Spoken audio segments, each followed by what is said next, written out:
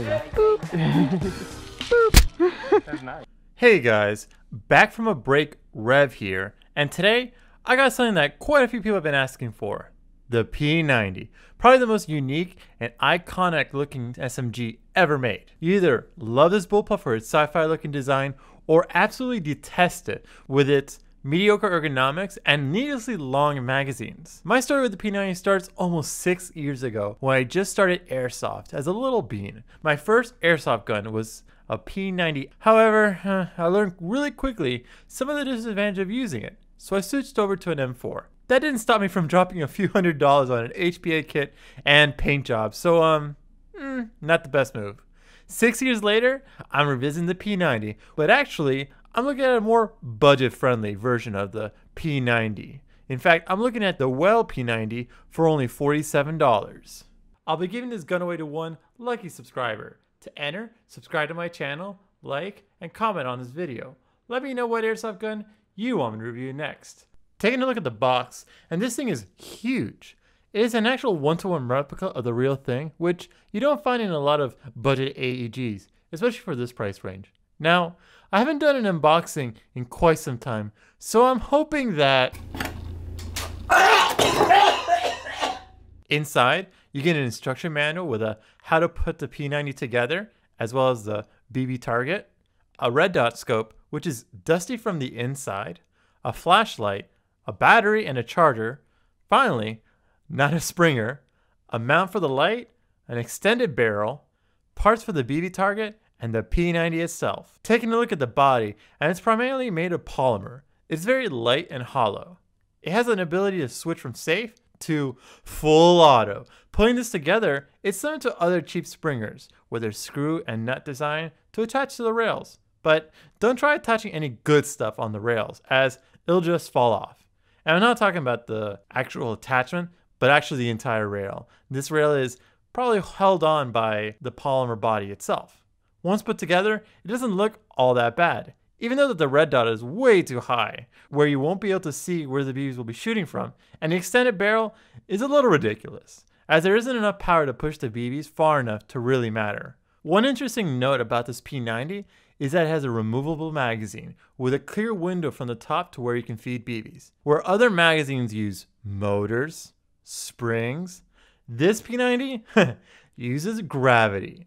Yes, you have to point the P90 upwards for BBs to roll into the hop-up chamber, and then you can fire. You'll often find that while you're shooting this P90, you're going to run out of BBs really quickly. And it's not because you ran out of BBs in the magazine. No. It's because you don't have any BBs that are rolling into the hop-up chamber. So you have to awkwardly point the P90 upwards. Taking this to the chrono, I get a low 190 FPS on 0.20 gram BBs, which is absolutely abysmal, especially when you take it to an airsoft field. But that didn't stop me. In fact, I went to my local airsoft field in Alabama and to see if I could shoot at absolutely anybody and have them call their hits. Let's see how that goes.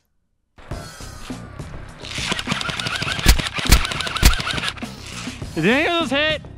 I hit you? Oh sweet, I got one hit.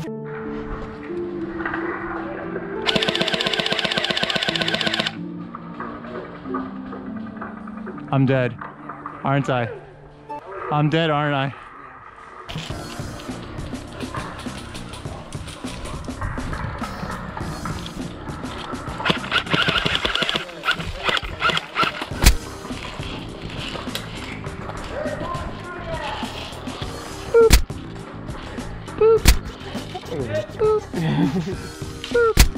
That's nice.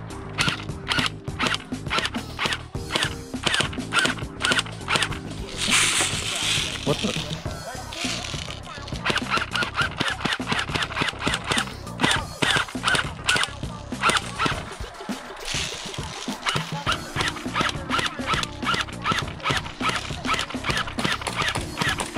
Are you serious? Like...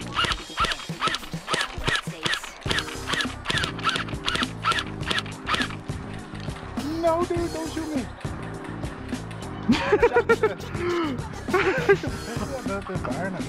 That shit was hitting you the whole time, and there's no way it was just rolling out the BBs.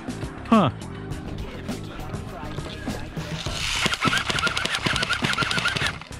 Did I just miss all of those? I totally did. Bottom line, what do I think about the P90? If you're really on a budget, this isn't a bad choice for your backyard airsoft. When other friends are trying to rack their slides or pull their charter handles, you'll be having no problems going full auto indoors, at a safe velocity of course. I can imagine doing something crazy with this thing, like throwing an 11.1 LiPo battery, but I'm foreshadowing here. If you want a P90 that is good out of the box, and at least at the level where you could take it to a local airsoft field, then I don't recommend this, as you'll be completely outranged and even kicked off the field since, guess what, it only shoots full auto. In other words, don't buy this P90. If you're looking for a P90 that doesn't break the bank and shoots very well, check out the King Arms P90. It has great performance and has parts to upgrade if you want to. Anyways guys, that's it for this week's video. I really want to give a special thank you to my Patreon supporters who are helping bankroll this and other videos. I'll have a link to my Patreon in the description below. Don't forget to give this video a like if you enjoyed it, subscribe for more reviews like this one, and comment and let me know what you want to see next. I'm Reventian, and I'll see you guys next time.